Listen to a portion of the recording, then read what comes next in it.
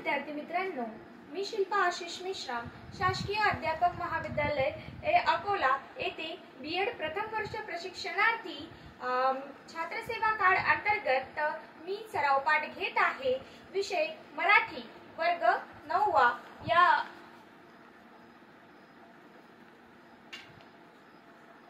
विषय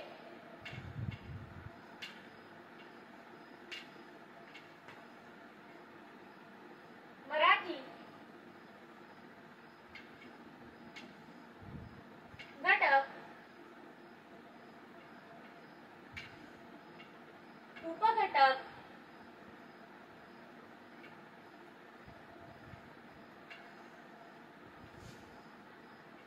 दिनांक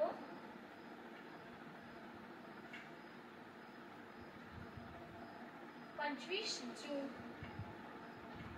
2022। वर्ग 9वा।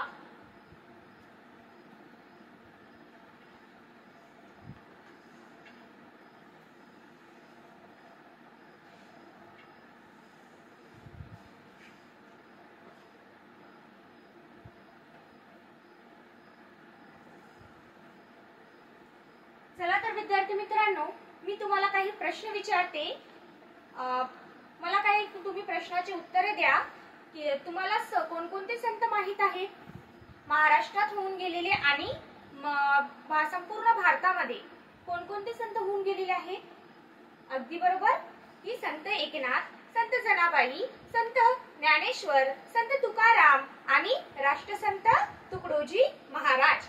राष्ट्रसंत तुकडोजी महाराज यांच्याबद्दल तुम्हाला काही माहित आहे का? हो, अगदी बरोबर की राष्ट्रसंत तुकडोजी महाराज काय होते? हे संत कवी होते आणि त्यांनी काय केलेले आहे? अभंग रचना केलेले आहे, ग्रंथ लिहिलेले आहे आणि काय केलेले आहे? अजून त्यांनी समाज प्रबोधन केलेलं आहे। बरं, तर मग मला सांगा की तुम्ही राष्ट्रसंत तुकडोजी महाराज यांचं संपूर्ण नाव काय? अगदी बरोबर, राष्ट्रसंत तुकडोजी महाराजांचे नाव माणिक बंडोजी ठाकूर हे काय आहे? त्यांचं संपूर्ण नाव आहे। चला तर मग विद्यार्थी मित्रांनो, आज आपण बघणार आहोत की राष्ट्रसंत तुकडोजी महाराज यांची कविता या झोपडीत माझ्या ही काय आहे? राष्ट्रसंत तुकडोजी महाराजांची कविता आहे। वर्ग 9वा, पान नंबर 22 काढा। पद्य,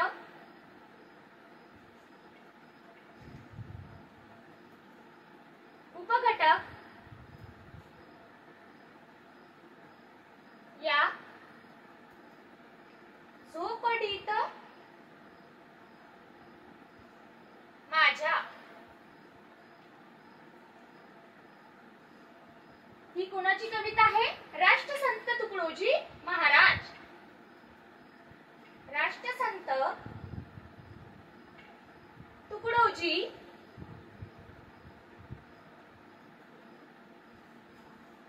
महाराज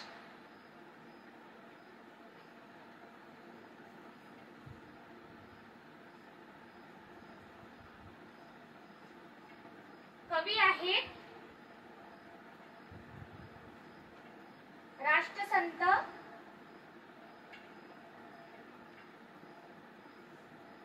तुकडोजी महाराज।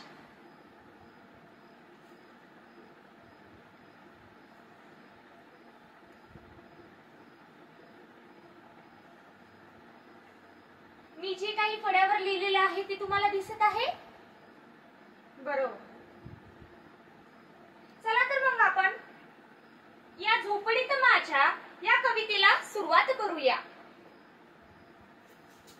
ही आहे झोपडी आणि राष्ट्रसंत तुकडोजी महाराजांनी या कवितेत या झोपडीबद्दलचे त्यांचे काय मत आहे ते सांगितलेले आहे। आणि हा आहे महाल। या महालामध्ये त्यांचं या कवितेमध्ये काय महत्त्व सांगितलेले आहे त्यांनी ते आपण बघूया। तर सुरुवातीला आपण राष्ट्रसंत श्री तुकडोजी महाराज यांचा परिचय बघणार आहोत। राष्ट्रसंत श्री तुकडोजी महाराज यांचे संपूर्ण नाव माणिक बंडोजी ठाकूर.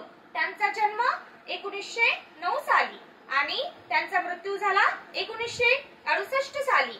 संत कवी, समाज सुधारक, अंधश्रद्धा, जातीभेद, धर्मभेद यासारख्या समाज विघातक गोष्टींवर हल्ले चढवून त्यांनी देशभक्ती, अहिंसा व आत्मसंयम याचे पाठ दिले. राष्ट्रसंत तुकडोजी महाराजांनी काय होते की ते संत कवी होते. ते काय करत होते? कविता करत होते आणि त्यांनी समाज सुधारण्याचे काम सुद्धा केले. अंधश्रद्धाच्या लोकांमधून अंधश्रद्धांचे निर्मूलन केले, जातीभेद दूर केले, धर्मभेद दूर केले. यासारख्या काय केल्या त्यांनी? समाज विघातक, ज्या समाजाला घातक होत्या अशा गोष्टी काय केल्या त्यांनी? दूर केल्या. पण कशाच्या तत्वावर? की त्यांनी देशभक्ती समाजामध्ये निर्माण केली, अहिंसा हे तत्वाचे निर्माण केले आणि आत्मसंयम समाजामध्ये निर्माण केला. यांची काय दिली त्यांनी? समाजाला पाठ दिले. गावागावातून गुरुदेव सेवा मंडळे स्थापन केली. या कार्याबद्दल जनतेने त्यांना राष्ट्रसंत ही उपाधी देऊन त्यांचा गौरव केला.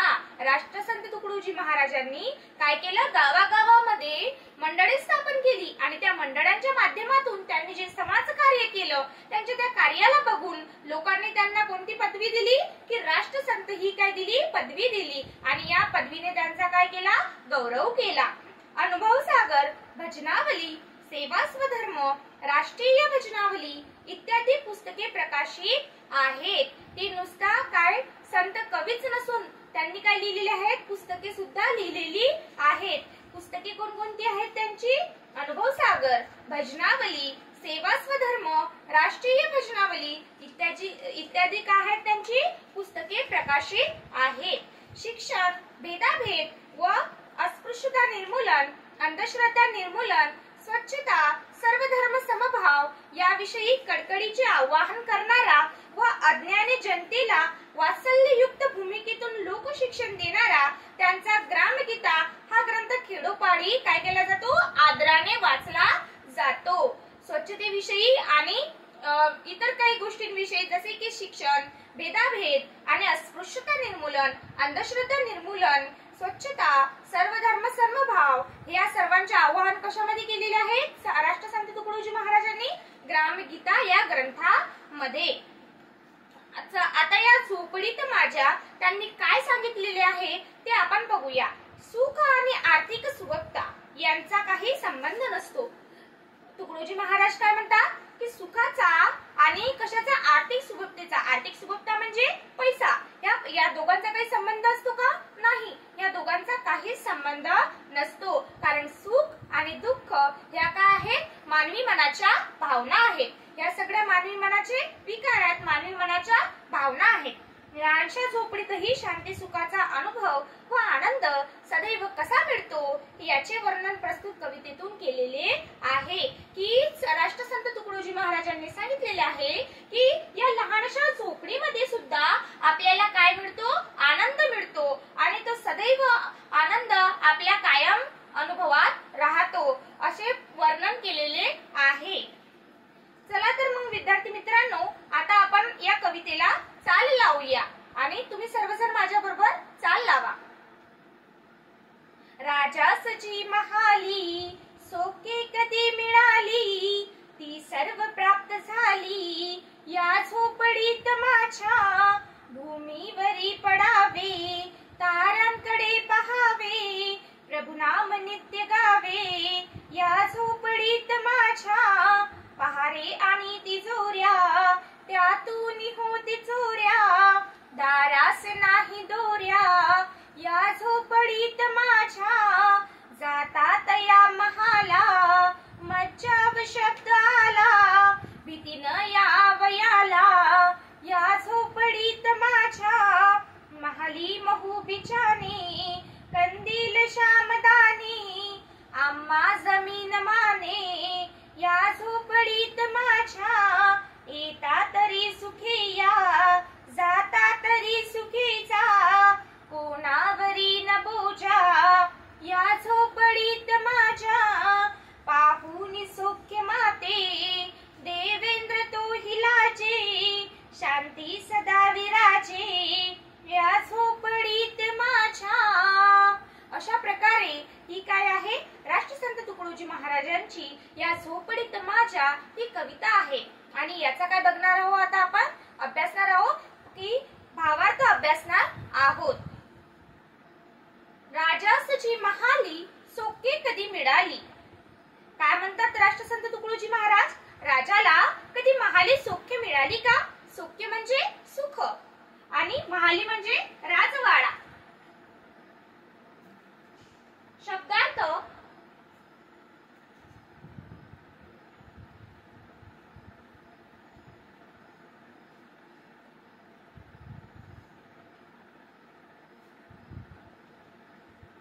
सौख्य म्हणजे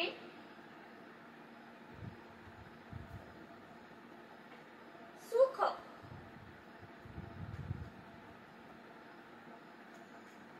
सौख्य म्हणजे काय आहे? सुख आहे. आणि महाल म्हणजे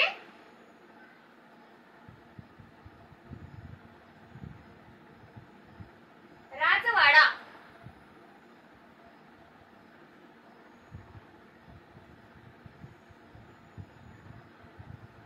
राष्ट्रसंत तुकडोजी महाराज म्हणतात की राजासची महाली सौख्य कधी मिळाली. राजाला कधी महालात सौख्य सुख मिळाली का म्हणतात? किती जेवढे सुख राजाला की महालामध्ये प्राप्त होत नाही, त्याला भेटत नाही, तेवढी सुखी कुठे प्राप्त होतात म्हणतात मला? माझ्या या छोट्याशा झोपडीमध्ये. की ती सर्व सुखे कुठे प्राप्त होतात मला? माझ्या या छोट्याशा झोपडीमध्ये. कारण की तुम्हाला माहितच असणार की राजाला किती कामं असतात आणि किती कारभार चालवावा लागतो आणि दरबार चालवावा लागतो. त्यामुळे त्याच्या मागे नुसता काय राहते की त्याला शांतता राहत नाही, त्याला सुख राहत नाही, त्याला सुख चैनीने झोपायला सुद्धा मिळत नाही. सदैव त्याला काय राहते? चिंता राहते. त्यामुळे राष्ट्रसंत तुकडोजी महाराज म्हणतात की राजाला कधी महालामध्ये सुख मिळाली आहेत का म्हणते? ती सर्व सुख कशामध्ये मिळतात आपल्याला? या झोपडीत माझ्या. भूमीवरी पडावे ताऱ्यांकडे पहावे, प्रभुनाम नित्य गावे या झोपडीत माझ्या. भूमीवर म्हणजे जमिनीवर.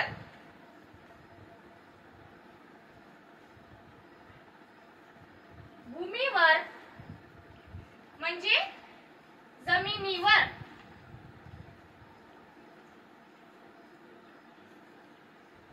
मी जे काही शब्दार्थ लिहित आहे ते तुम्ही तुमच्या वहीमध्ये उतरून घ्या. आणि ताऱ्यांकडे पहावे, प्रभुनाम नित्य गावे या झोपडीत माझ्या. प्रभुनाम म्हणजे परमेश्वराचे नाव.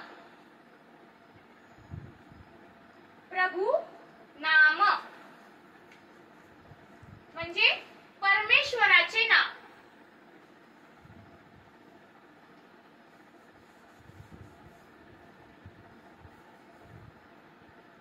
परमेश्वराचे नाव. आणि नित्य म्हणजे नेहमी. नित्य म्हणजे नेहमी.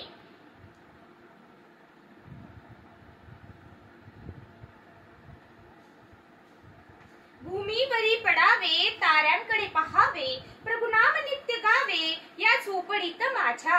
राष्ट्रसंत तुकडोजी महाराज म्हणतात की या झोपडीमध्ये कशावर पडायचं असते म्हणते आपल्याला? की जमिनीवर झोपायचं असते. आणि आपण जमिनीवर झोपून कशाकडे बघतो? आकाशांकडे बघतो आणि आकाशामधील ताऱ्यांकडे बघतो आणि प्रभुनाम नित्य गातो. परमेश्वराचे नाव काय घेतो आपण? नेहमी घेतो. की या झोपडीत माझ्या. आपण झोपडीत झोपताना कशाचं नाव घेतो? की प्रभू नाम घेतो आणि ताऱ्यांकडे बघतो आणि जमिनीवर शांत चित्ताने झोपतो.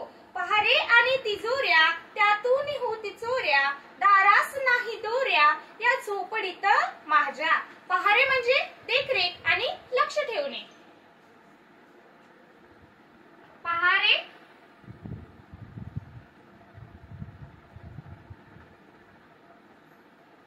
काय होते? देखरेख किंवा लक्ष ठेवणे.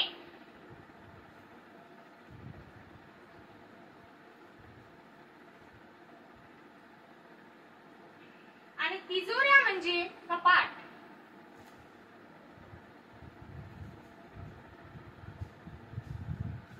कपाट. मी जे काही शब्दार्थ लिहित आहे ते तुम्ही आपल्या वहीमध्ये नोंदवा. पहारे आणि तिजोऱ्या त्यातून होती चोऱ्या, दारास नाही दोऱ्या या झोपडीत माझ्या. बघा, महालांमध्ये काय असते की एवढा मोठा जो महाल आहे या महालांमध्ये पहारेकरू राहतात आणि पहारेकरू असल्यावर की तेथे काय होतं, मोठमोठ्या तिजोऱ्या राहतात आणि त्या तिजोऱ्यांना काय राहतात की कुलूप राहते आणि मोठमोठ्या तिजोऱ्यांना कुलूप असून काही त्याच्यावर पहारेकरू राहतात आणि दारास नाही दोऱ्या या झोपडीत माझ्या. परंतु या झोपडीमध्ये कशाचं काहीच नसते, केवळ आपल्या झोपडीला दोऱ्या सुद्धा नसतात, परंतु महालामध्ये त्याच्यावर म्हणजे देखरेख करायला पहारेकरू असतात. जातात या महाला मज्जाव शब्द आला, भीती न या वयाला या झोपडीत माझ्या. म्हणजे महालीत जाताना आणि येताना काय होते, मज्जाव शब्द आला. मज्जाव म्हणजे प्रतिबंध किंवा अटकाव. मज्जाव म्हणजे प्रतिबंध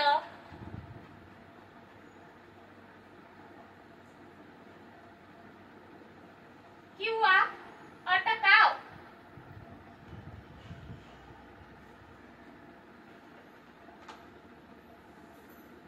महालातून किंवा महालामध्ये जाताना येताना आपल्याला काय करतात, पहारेकरू रोखतात आणि आपल्याला काय करतात, अटकाव घालतात, प्रतिबंध घालतात. त्यामुळे आपल्याला त्या महालात जायला भीती वाटते, आपण जात नाही. परंतु या झोपडीत माझ्या काय आपल्याला कशाचीही भीती वाटत नाही, यायला सुद्धा आणि जायला सुद्धा. महाली महू बिछाने कंदील श्यामदाने आम्हा न जमीन माने या झोपडीत माझ्या. महाली काय असतात, महू महू बिछाने असतात आणि कंदील श्यामदाने असतात, म्हणजे काचेचे दिवे आणि काचेची रोषणाई असते. परंतु आम्हा जमीन माने या झोपडीत माझ्या. परंतु झोपडीमध्ये काय असते की जमिनीवर झोपावं लागते आणि जमिनीवर झोपण्यातच आपल्याला काय आहे, सन्मान वाटतो. येता तरी सुखी या जाता तरी सुखी जा, कोणावरी न बोजा या झोपडीत माझ्या. बोजा म्हणजे दडपण.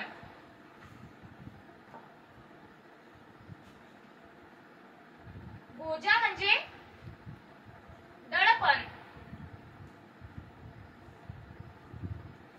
आपण झोपडीत यायला सुखांना काही अटकाव आहे का, प्रतिबंध आहे का, नाही. सुखी येतात आणि सुखी जातात. हे कोणावर त्यांच्यावर दडपण आहे का, कोणते तरी नाही. तुम्ही येऊ नका, पहिले आधी विचारून या, असं काही आहे का त्यांच्यावर बोजा, तर नाही. या झोपडीत कशाचाही बोजा नाही आहे. पाहुणे सौख्य माते देवेंद्र तोही लाजे, शांती सदा विराजे या झोपडीत माझ्या.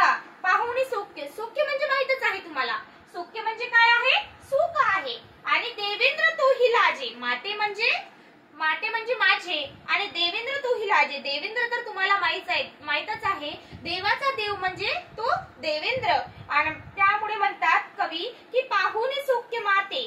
माते म्हणजे माझे, तर माझ्यावाले जे सुख आहे ते बघून इंद्राला सुद्धा काय वाटत आहे, लाज वाटत आहे. शांती सदा विराजे या झोपडीत माझ्या. एवढी शांती आहे माझ्या झोपडीमध्ये की त्याला सुद्धा काय, माझे सुख पाहून, माझी शांती बघून त्यांना सुद्धा काय वाटत आहे, लाज वाटत आहे. चला तर विद्यार्थी मित्रांनो, अशा प्रकारे आपली ही कविता संपलेली आहे. तर तुम्हाला ही कविता समजलीच असणार आणि यामध्ये काही तुम्हाला मी प्रश्न विचारत आहे की तुम्हाला काय काय समजलेलं आहे.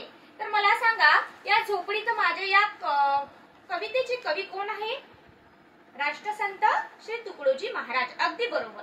आणि या झोपडीमध्ये काय सांगितले तुम्हाला, झोपडीतील सुखे आणि या झोपडीमध्ये काय, महालामध्ये सुखे.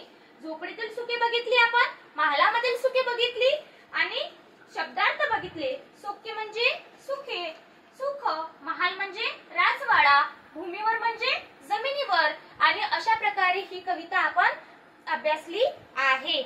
आता तुम्हाला स्वाध्याय देत आहे मी, तो तुम्ही पूर्ण करून यायचा.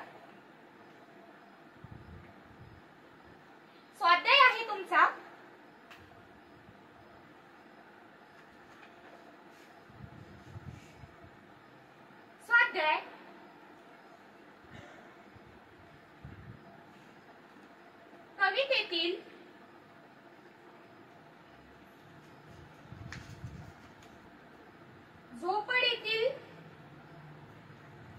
झोपड येतील सुखे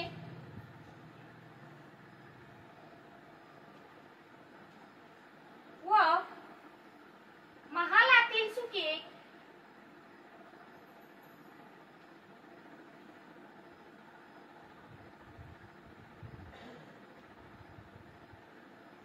तुमच्या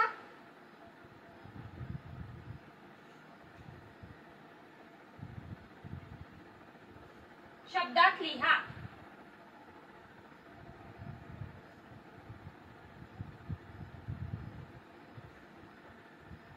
चला तर विद्यार्थी मित्रांनो, तुम्हाला ही कविता या झोपडीत माझ्या राष्ट्रसंत तुकडोजी महाराजांची कविता ही समजलीच असणार. धन्यवाद.